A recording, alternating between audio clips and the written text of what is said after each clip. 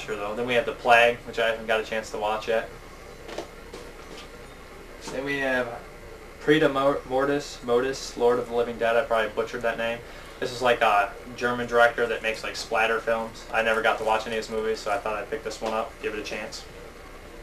Then we have Grindhouse, one of the only movies that I decided not to put in my Bruce Willis section, Planet Terror, because he's only a little bit longer. This is Robert Rodriguez wanted to make this like John Carpenter's Lost movie. I must say that Planet Terror is absolutely awesome. Like, the end's over the top as hell, but I don't care because the actors, Michael Biehn, Jeff Fahey, Bruce Willis, are all awesome in it. I'd highly recommend Planet Terror for fun. We have Prince of Darkness. I also showed this in my John Carpenter box set. This is the original Image edition. I love this movie, like I said before. It's pretty good stuff. Scary too, actually. Then we have 2 editions of Rabid. Don't know which one's better. I've only watched the new Concord edition, which is out of print. And then this is David Cronenberg's second big movie. I'm not counting Fast Company. I don't number that through. It was like a racing movie. Second horror movie, let's say. This is the other edition that I haven't got a chance to watch. I must say that Rabid is underrated. Hardly anyone talks about it. I like Rabid. At the end, the rabies and everything is pretty cool stuff. Then we have that Cheap Fest that I talked about earlier in my update, Raiders of the Damned. It looks hilarious, like I said.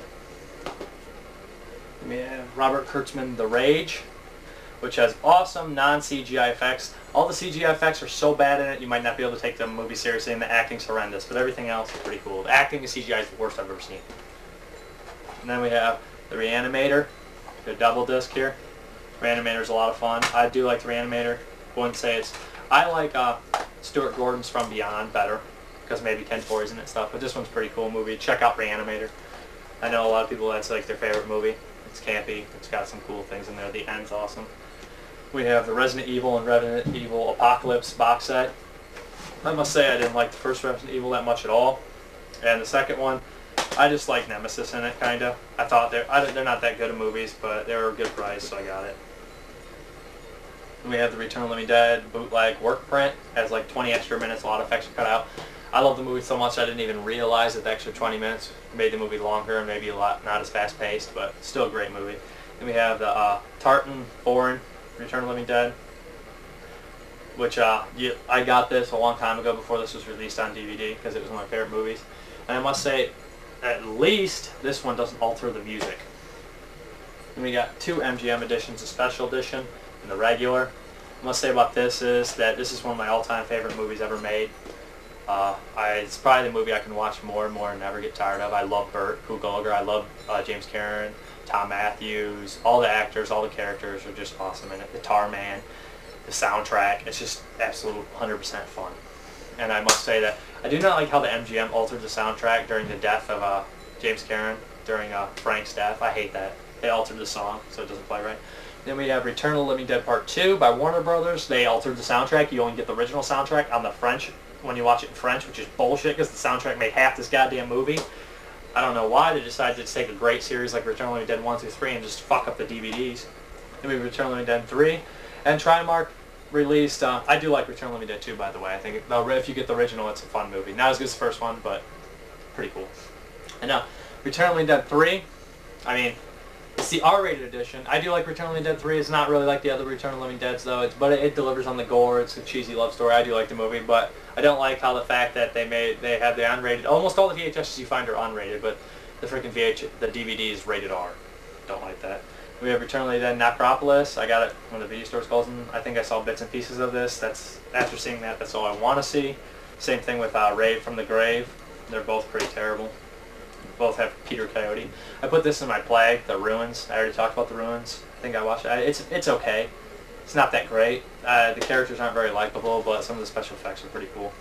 We have Scarecrows. A lot of people don't like this movie, but I actually enjoy it. I think it has a good atmosphere and it's kind of creepy. Some decent characters. Severed, Force of the Dead. Haven't got a chance to watch it. Looks like a low-budget type film. And then we have Shatter Dead, which I wouldn't... It's not that great of a movie, but the whole premise of the movie... Wow, geez, stuttering there. Premise of the movie is awesome. It's just that an angel has sex with a pregnant woman or something, and no one can die anymore, no matter what happens. Like, you'll be completely normal, but if you die, you just will be like, wow, now I'm just gonna rot like this. It's a pretty awesome movie, though. I mean, that whole idea of it. It's really low budget, though. Scooter McRae did it. I gotta check out his other movie, 16 Tongues. But I'd recommend Shatter Dead for low-budget horror fans. Then we have David Cronenberg's The Shivers. Unless this is his second horror movie, the Image release. And I must say that The Shivers is completely underrated. I never heard hardly anyone talk about it. It's creepy. It's a Canadian little horror movie in a hotel. Parasite and stuff. It's pretty awesome. Shockwaves, the best of the Nazi zombie movies, as I've heard so many times, and it says it even on the case. But the best of the Nazi zombie movies is not to be too proud. That makes this one a mediocre movie, if you ask me. It's got some cool scenes, a cool cover, but it's a little bit boring. But it's still worth a check out. I would buy it again if I already had seen it before I bought it. It's decent. Then we have The Signal here. I put this in a like plague type deal. It's more like a plague, I guess. But this one's just like Stephen King's book, The Cell, but it's also fun, and it's cut in 3 parts, and one of the parts is just absolutely hilarious, and the other 2 are pretty. The first part's more suspenseful, and then the second part's funny, and the third part's more like the first part. I'd recommend Signal. And then we have Slither. I could have thought it came from space or sci-fi, but it really felt like a remake of Night of the Creeps to me. Not as good though, but still fun. Michael Rooker's in it. It's got some cool gross monsters and stuff. We have I showed my Tombs of the Blind Dead box set in the coffin, but here's the original Anchor Bay, Tombs of the Blind Dead and Return of the Blind Dead ones. I've only watched the first one, which I would say is recommended. Then we have The Undead, which is a cheesy New Zealand-like horror film. I believe it's from New Zealand or Australia or somewhere like that. It's alright. I mean, it's not like, it's like trying to be like a Peter Jackson movie. It doesn't pass the test, but it's not too bad. It's worth watching. Then we have this one. I only got this one because it comes with Hard Rock Zombies on the bottom. And I must say that Hard Rock Zombies is absolute crap, but I wanted to see it again because it's been a long time, just to at least see Hitler zombie and a little werewolf or something like that. It's been a long time. We have the Video Dead bootleg here. It's a really crappy bootleg. I should just make my own bootleg, a VHS, because I have the VHS. We have The Vineyard, which I've seen a long time ago. There's a DVD of The Vineyard. It's been a long time since I got a chance to watch it, so I don't remember it too well. We have Warning Sign, which is like a bunch of people become trapped in like a plant and stuff, and there's like people going mad in it. It's okay. Sam Waterston basically just goes through a cue card reading his lines. We have the Anchor Bay edition of Zombie, which I must say that Zombie's an awesome movie. I'm going to show this one, the 2-disc. Zomba 2. And I must say that Zombie is an awesome movie. It's probably the best European zombie movie, unless you compare it to like Let Sleeping Corpses Lie. Let Sleeping Corpses Lie. Zombie and Beyond, considered Living Dead are the best European zombie movies. I must say that, and Cemetery Man, of course.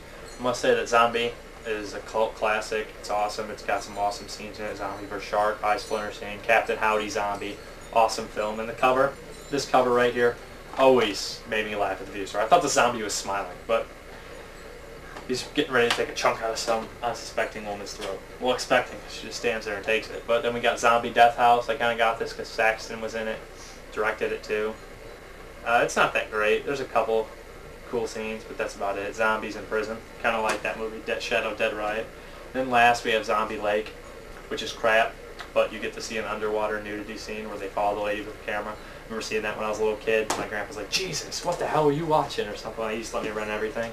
But that was my zombie update. I would probably have to be divided in 2 or 3 parts, but I'm sorry I went so fast and maybe not as descriptive because it's really hot in here and I'm sweating profusely. Thanks for tuning in. Bye.